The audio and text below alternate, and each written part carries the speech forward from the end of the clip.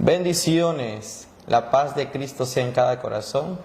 En esta preciosa hora nos encontramos juntamente con nuestro hermano Eder y su hija, del cual ellos tienen un gran testimonio de parte del Señor, de lo que el Señor ha hecho en sus vidas y cómo el Señor los ha librado de la muerte. Pero antes de entrar a este profundo y lindo testimonio y a la vez un poco triste de lo que pasó en sus vidas, pero recordemos que la palabra del Señor dice que para los que aman a Dios todas las cosas le ayudan a bien. Tal vez en su momento fue un tiempo de tristeza, pero ahorita ellos pueden glorificar a Dios con gozo por lo que el Señor ha hecho y está todavía trabajando en sus vidas. Antes de ir a este testimonio y escuchar lo que Dios hizo en ellos, quiero lecturar la palabra de Dios en el libro de Daniel capítulo 4, versículo 2. La palabra se lee honrando al Padre, al Hijo y al Espíritu Santo. Esto es Mundo Cristiano con Michael Will. No olvides suscribirte. Activa la campana de notificaciones para que te al tanto. Mundo Cristiano con Michael Will. Conviene que yo declare las señales y milagros que el Dios Altísimo ha hecho conmigo. La palabra nos enseña específicamente y claramente, nos ilustra la palabra que conviene que nosotros declaremos las señales y las grandes maravillas que Dios ha hecho con nosotros, que el Dios Altísimo ha hecho con nosotros. Porque yo sé que a muchos de los que están en este momento viendo este video, Dios los ha librado de la muerte, el Señor los ha rescatado de la muerte, y muchos se han quedado callados debido a que han de pensar: ¿para qué voy a testificar? ¿Para qué voy a hablar de lo que Jesús ha hecho conmigo? ¿O no es necesario contar lo que Dios ha hecho conmigo? Están equivocados, porque la palabra dice: conviene que yo declare las señales y milagros que el Dios Altísimo ha hecho conmigo. Conviene que nosotros declaremos que lo que Dios ha hecho con nosotros, el poder de Dios manifestado en nuestras vidas, conviene que lo declaremos, porque si nosotros callamos, las piedras hablarán por nosotros. Y hoy tenemos aquí a nuestro hermano Eder. Coméntenos, hermano Eder, en qué iglesia se congrega y quiénes son sus pastores, y nos puede decir en esta hora cuál es su nombre completo.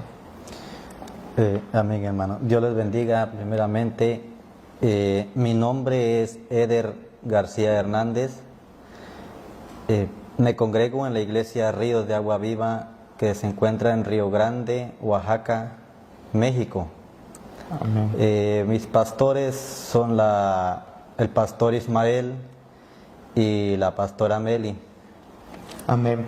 Para aquellos que no conocen a nuestro hermano Eder, él se congrega en la iglesia que pastorean mis padres en la comunidad de Río Grande, Oaxaca. Y queremos ir profundizando este testimonio.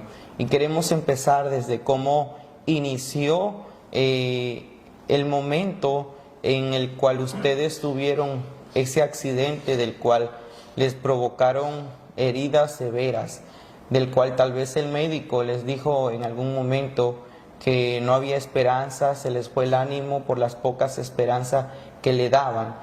Yo sé que, hermano Eder, que ustedes salían de una vigilia de la iglesia donde se congregan, salían de una vigilia rumbo a su casa. Cuéntenos cómo pasó cómo fue ese momento cuando ustedes sufren este accidente en esa motocicleta donde ustedes iban. Sí, hermano.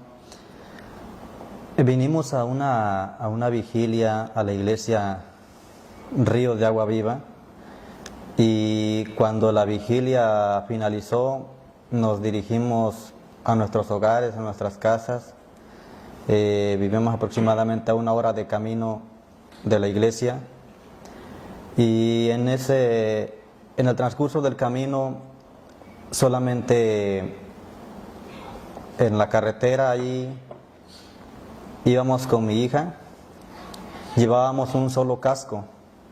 En la motocicleta lo llevaba ella, pero ella dice que no podía estar cómoda con el casco. Entonces me dijo que me lo pusiera. Me puse el casco y aproximadamente a 15 minutos de camino de la iglesia hacia mi casa, ahí nos accidentamos con un animal que estaba tirado sobre la carretera. Tuvimos un accidente fuerte en el cual yo quedé muy lesionado, igualmente mi hija. Fue un momento de desespero, ese momento, un momento triste, de lloro, porque hay un momento en el que sentimos como que estábamos solos por la carretera, estaba oscuro, no había casa cerca, solamente éramos mi hija y yo, tirados ahí en la carretera. ¿A qué horas eran cuando pasó este accidente? Aproximadamente como a las 12:30 de la noche, de la noche. Y cuando quedamos allí sobre la carretera, yo quedé inconsciente un momento,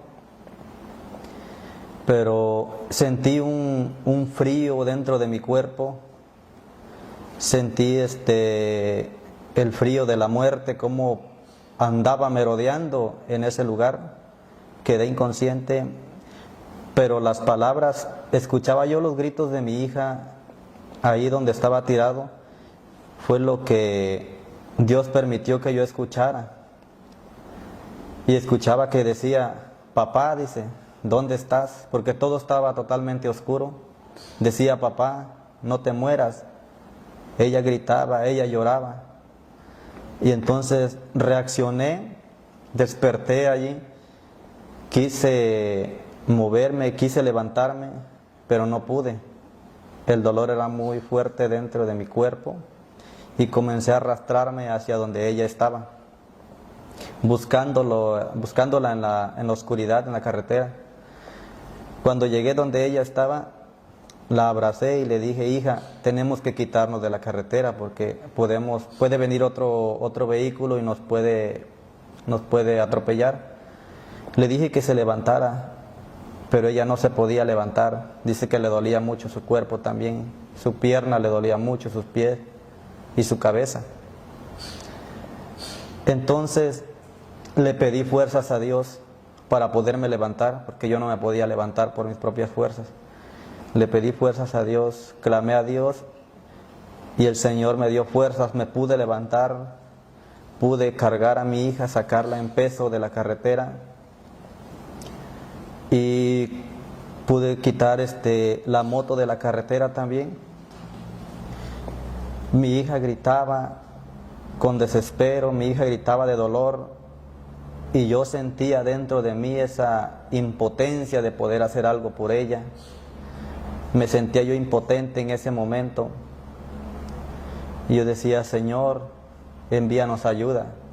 Señor, necesitamos ayuda. Yo clamaba y gritaba. ¿No pasaba en ese momento ni un carro? No pasaba. Solamente una moto, después de ese momento, una moto se accidentó también ahí mismo donde nosotros... ¿En el mismo lugar? En el mismo lugar se accidentó otra moto. Y ya como 10 minutos después llegaron, entonces fue cuando empezaron a llegar más vehículos ahí, más carros, unos hermanos de la iglesia también donde nos congregábamos. Ellos salían también de la vigilia y se los encontraron a medio camino en la carretera. Sí, iban un poco más atrás de nosotros. Y ya fue que ellos nos encontraron. Ya, pues mi hija, como estaba gritando, yo le decía a mi hija, le decía yo, hija, ¿ves las estrellas que están hasta allá arriba? Ella me decía así. Le digo, ¿recuerdas ese canto que dice, más allá de las estrellas, más allá de las esferas y de las estrellas vive Jehová? Sí, me decía ella. Le dije, pues si le gritas y le clamas, Él te va a escuchar. Tu voz tiene que llegar más allá de las estrellas, le decía, para que Dios te puede escuchar y Dios nos va a mandar ayuda. Pide la ayuda, mi hija, le decía yo, de todo corazón pide ayuda. Y ella gritaba y desgarraba su garganta gritando, pidiéndole ayuda a Dios. Y fue cuando llegaron otros hermanos que venían también de la vigilia, iban de la vigilia. Nos encontraron allí y nos conocieron que éramos nosotros. Y se bajaron para apoyarnos, para alumbrarnos, porque no teníamos ni siquiera una linterna, no teníamos nada, ni un teléfono para llamar una ambulancia. Ellos rápidamente llamaron una ambulancia. Pasó un tiempo, pero la ambulancia no aparecía, entonces nos tuvieron que mover en un carro particular. Y ya en el camino, ahí nos trasladaron a la ambulancia. Nos llevaron al hospital de Río Grande, Oaxaca, donde al internarnos allí, rápidamente dijeron que mi hija llevaba fractura en el fémur y que tenía lesiones graves en su cabeza y que era probable que los míos fueran algunos golpes nada más que llevaba yo en el cuerpo, porque mis zapatos se quedaron ahí pegados, embarrados en el pavimento del derrape de la moto, y me fracturé el tobillo. Esa era una fractura visible, era una herida muy visible la que estaba ahí, porque estaba escurriendo mucha sangre. Mi hija también tenía mucha sangre en su cara, en su cabeza. Se le hizo a ella un orificio atrás de su oreja, cerca de la nuca. Se le hizo un orificio, no sé con qué, algún fierro o algo, se le haría un orificio. Y de ahí a ella le salía mucha sangre. En sus dientes, ella tenía mucha sangre. Era como sangre coagulada la que ella le salía de la boca. Toda su nariz, toda estaba llena de sangre. Y entonces dijeron que a ella no la podían atender ahí, que no tenían el equipo necesario para atenderla y que tenían que trasladarla a la ciudad de Puerto Escondido a otra clínica, a otro hospital, y que a mí me darían de alta al siguiente día. Entonces le comenté al médico que si me iban a dar de alta al siguiente día, pues que de una vez mejor hicieran los documentos y que me dieran de alta junto con mi hija, para poder ir junto con mi hija, porque no la quería yo dejar sola. Para trasladarse a otro hospital. Sí, para trasladarnos a otro hospital y fuéramos los dos juntos, porque yo quería estar cerca de mi hija, porque ella lloraba mucho, ella gritaba de dolor y yo sentía dentro de mí esa impotencia de poder hacer algo por ella. Cuando llegamos a la otra clínica, al otro hospital donde fuimos trasladados, nos separaron a mi hija y a mí en cuartos diferentes. El reporte que entregó la ambulancia que nos llevaba dijo que mi hija tenía posible fractura, dice, en su fémur y heridas graves en su cabeza, y que yo tenía una fractura probablemente, dice, en el pie, y que lo demás eran golpes nada más que había yo llevado. Pero cuando estaba ahí en esa cama, el médico que nos atendió, que nos fue a ver, él dice que qué sentía. Le dije que me dolía todo el cuerpo.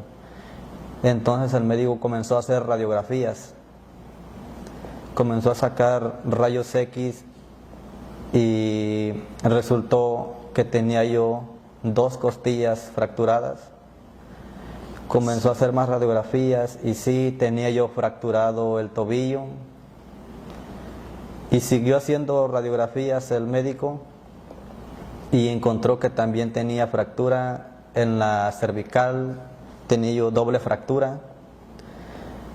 Entonces cuando el médico vio las radiografías, se quedó un poco atónito y dijo que cómo era posible que yo podía moverme, cómo era posible que yo podía mover mis pies. Me preguntó una y otra vez, ¿puedes mover tus manos? ¿Puedes mover tus pies? Le dije, sí. Dice, quiero que los muevas, quiero que muevas tus dedos, todo. Cuando moví todo mi cuerpo, todas mis manos, mis pies, mis dedos, decía el médico, dice, es que no lo puedo creer. Le dije, ¿qué pasa?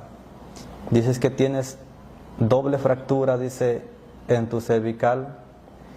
Y la fractura que tienes, el grado de fractura que tienes, dice, es para que tú estés, dice, parapléjico completamente. No puedas mover tus pies, no puedas mover tus manos, que solamente puedas hablar, dice, pero no te puedas mover. La gravedad de la fractura que tienes, dice, no entiendo cómo es que puedes moverte todavía. Entonces el médico no me daba esperanzas, no me daba una palabra de aliento. Él me decía que yo iba a quedar en silla de ruedas, que nunca iba a volver a poder caminar. Me dijo que me tenían que operar de urgencia, tenían que operarme, pero el médico que se especializaba en ese tipo de cirugías no estaba en la ciudad en ese momento.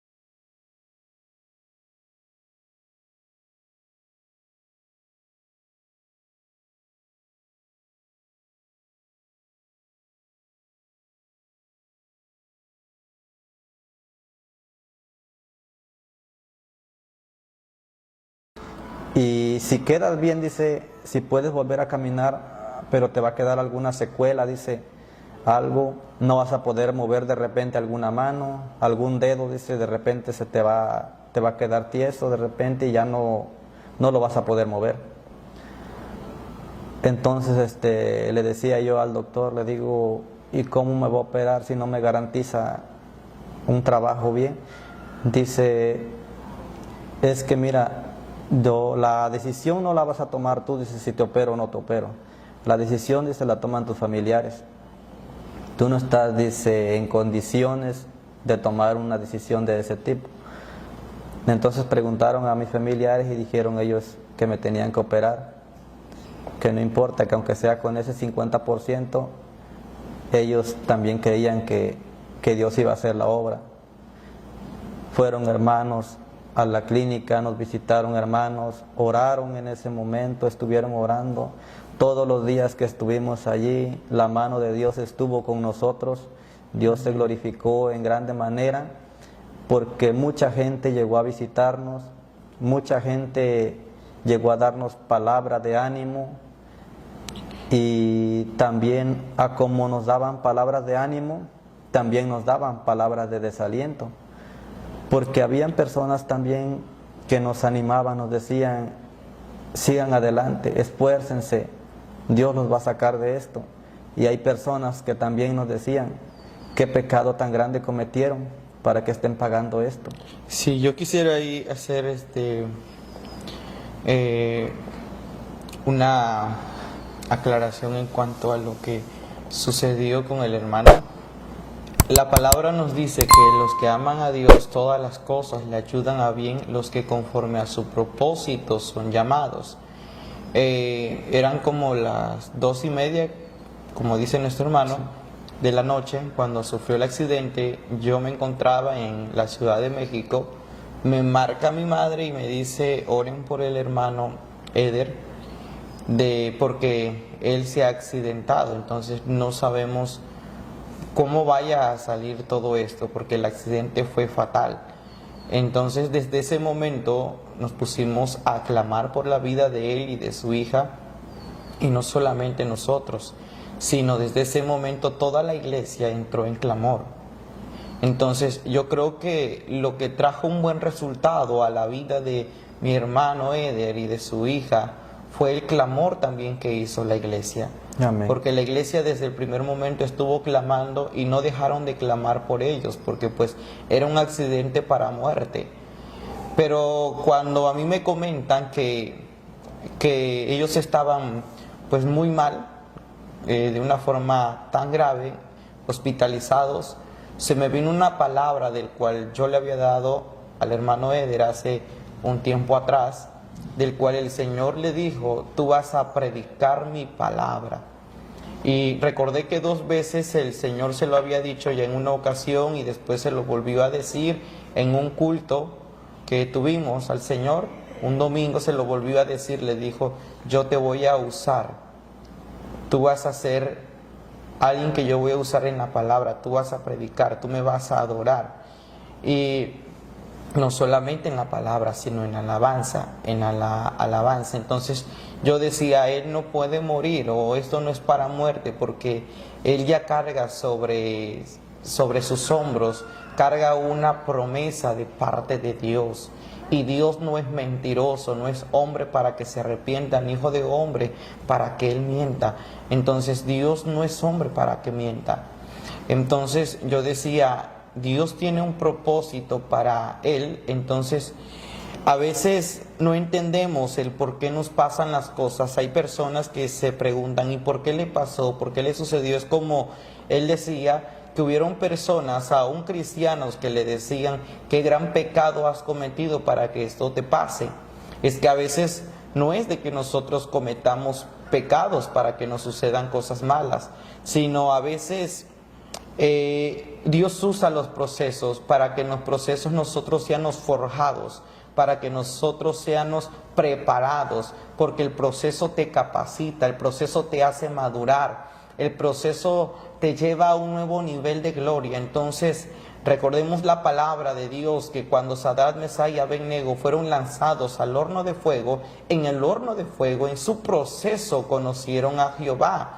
Job en su proceso conoció a Jehová. Incluso Job dijo: de a oídas te había oído, mas ahora mis ojos te ven. David en su proceso conoció y entendió quién era Jehová para él, qué representaba Jehová para él. ¿Cómo vamos a conocer a Jehová si muchas veces no queremos pasar por los procesos? Yo sé que para mi hermano Eder, Dios tiene un propósito grande ya marcado en su vida. Ya su vida ha sido marcada para un propósito grande de parte de Dios. Pero este propósito se va a desarrollar a la medida de los procesos que el Señor nos pase. Yo se los digo por experiencia, porque los procesos nos hacen conocer a Dios más de cerca. No era que él había cometido un gran pecado. Ellos iban saliendo de una vigilia que había tenido la iglesia. Ellos no venían saliendo de una discoteca o del mundo o de una fiesta pagana ante los ojos del Señor, o algo que desagradara a Dios. Ellos iban saliendo de un culto de oración, de una vigilia que habían tenido en la iglesia. Entonces, esto no era para muerte. Esto era para que el propósito de Dios en él se acelerara. ¿Por qué? Porque a veces ya está la promesa de parte de Dios, pero la promesa está detenida, porque nosotros mismos detenemos la promesa de parte del Señor. Entonces, a través de esto, yo creo que mi hermano empezó a buscar más a Dios, a someterse más a oración al Señor, y es ahí donde la promesa que él ya tiene se ha empezado a acelerar en su vida. El propósito de Dios ya se empezó a desarrollar en su vida. Y quisiera leer lo que dice Salmos 121, alzaré mis ojos a los montes, ¿de dónde vendrá mi socorro?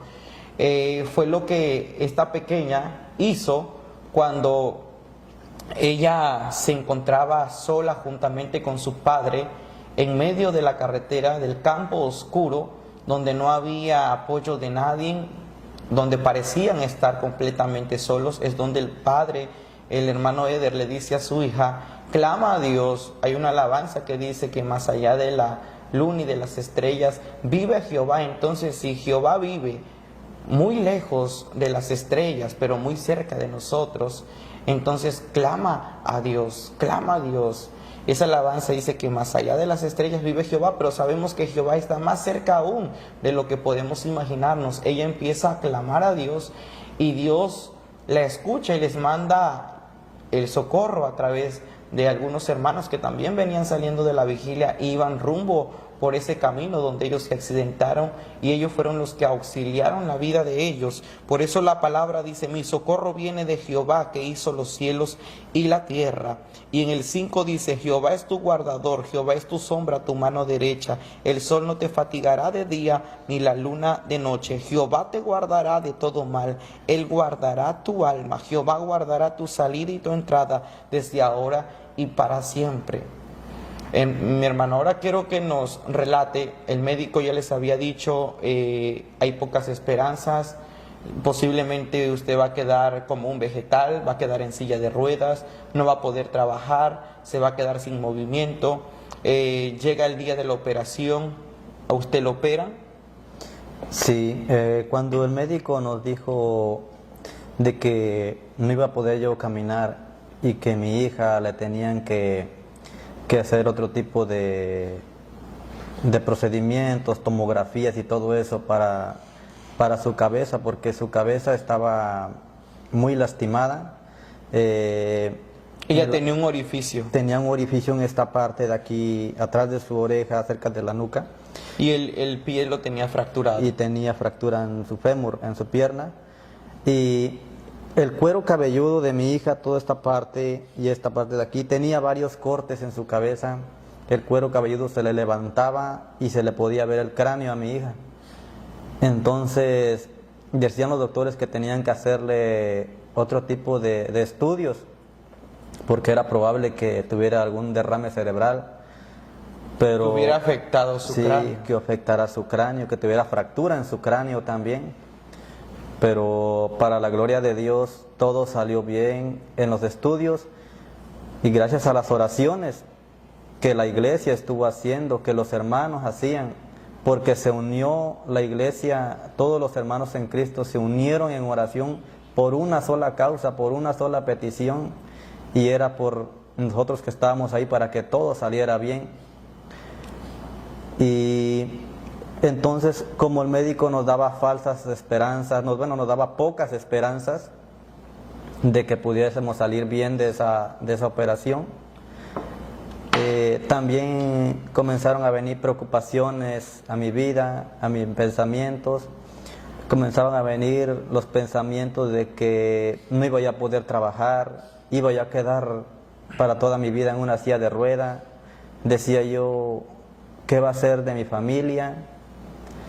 Mi esposa estaba por cumplir 9 meses de embarazo, estaba por aliviarse, y ella también estaba ahí, y yo tenía ese temor de que ella también diera a luz en ese momento, porque ella ya sentía dolor en su vientre, ya sentía dolor por el embarazo, ya estaba próximo para aliviarse. O sea, todo se les juntó en ese momento. Sí. Fue un proceso no solamente, creo, de usted, sino fue un proceso de toda su familia, porque su esposa estaba a punto de dar a luz y sucede esta tragedia en la vida de ustedes, y como que hay allí un momento de angustia, un momento de gran aflicción en cuanto al accidente, y no solamente a eso, sino en cuanto al bebé por nacer, en cuanto a los recursos y en cuanto al futuro de usted, y cómo usted podría darle esa solvencia económica a sus hijos. ¿Cuántos hijos tiene, hermano?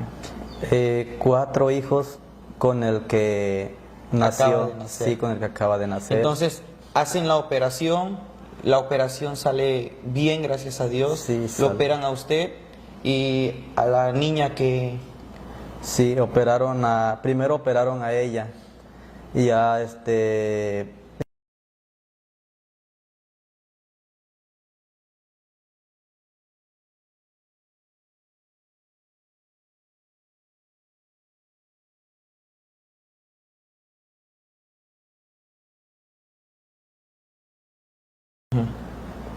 entra ella primero a la operación a las 12 de la noche, sale a las 2 de la mañana de la operación y dijeron que todo había salido bien.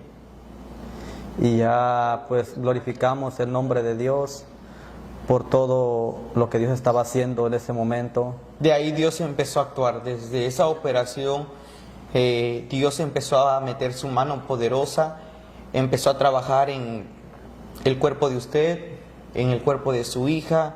El mismo Dios que los formó, los hizo del barro de la tierra, el mismo Dios que le dio órganos a ustedes dos, ese mismo Dios empezó a trabajar en los órganos de ustedes, en los tendones de ustedes, en cada tejido que tal vez por algún momento se había también fracturado o dañado, porque pues sí eran heridas severas, heridas ya de alto nivel, del cual el Señor empezó a restaurarlas. Amén. Así Dios empezó a obrar y ya entonces me dijeron a mí, prepárate porque vas a ir tú ahora a operación. Yo le dije a mi hermana que se comunicara con mi pastora, le dije, márcale, háblale, yo sé que es de madrugada ya, pero quiero que le digas que me ayude a orar, porque voy a entrar a operación, yo quiero que todo salga bien.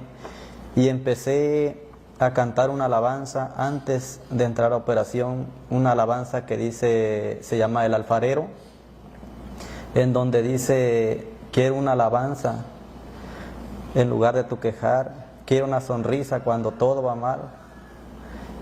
Esa alabanza la canté una y otra vez y entendía yo cada parte, cada letra, cada párrafo de esa alabanza, porque estaba viviendo ese proceso. Entendía yo cada parte de esa alabanza y la canté, lloré delante de la presencia de Dios. Yo dije, Señor, yo sé que tú vas a hacer algo, yo sé que tú vas a hacer que todo salga bien.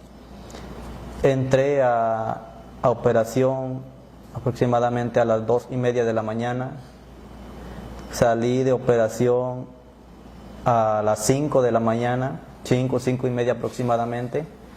Cuando me iban a operar, me dijo el médico que me iba a operar, dice, ¿crees en Dios? Le dije sí. Dice, pues encomiéndate en Él, porque es el único que te puede ayudar. Porque ahorita dice, nosotros somos personas y no somos perfectos, nosotros fallamos, tenemos errores, pero el perfecto, dice, está allá arriba. Hasta los médicos reconocen que hay un solo Dios, que Él es el único que nos puede ayudar, que cuando Él dice, hasta aquí llegaste, hasta ahí va a ser nuestro día. Pero si Dios no ha permitido eso, si Dios ya tiene un propósito con cada uno de nosotros, los propósitos de Dios no mueren, los propósitos de Dios no pueden quedar así, tienen que continuar para lo que fueron destinados. Entonces salí de la operación y solo podía escuchar porque no podía ver todavía. Escuchaba que decían, dice, mueve tus pies, mueve tus manos, mueve tus dedos, y yo los movía porque yo escuchaba que hablaban, pero no podía yo verlo. De repente empecé a ver cómo pasaban las luces de donde me llevaban en la camilla otra vez a llevarme al cuarto en el cual yo estaba puesto. Y entonces cuando desperté, dice, la operación salió bien. Puedes mover todos tus miembros, todos tus cuerpos, tus miembros de tu cuerpo los puedes mover. Entonces dice, la operación salió bien. Pero ahora dice, cuando te intubamos, dice, porque como te tuvimos que cortar, dice, y tuvimos que poner un tubo para que pudieras respirar, entonces dice, se desgarró tu garganta. Y al tiempo de que introdujeron y sacaron el tubo, te rasgó bastante por dentro, dice, y te estuvo sangrando dentro, tu garganta se estuvo sangrando. Entonces vas a tener otro problema con eso, pero vas a estar tomando medicamento. Mi garganta se cerró, no podía comer, no podía beber. Estuve una semana sin poder comer. Empecé a beber a la semana un poco de jugo solamente, pero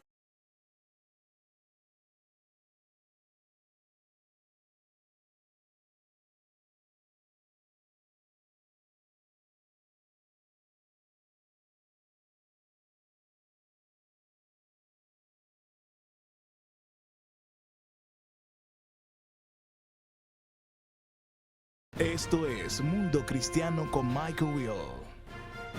No olvides suscribirte. Activa la campana de notificaciones para que te al tanto. Mundo Cristiano con Michael Will.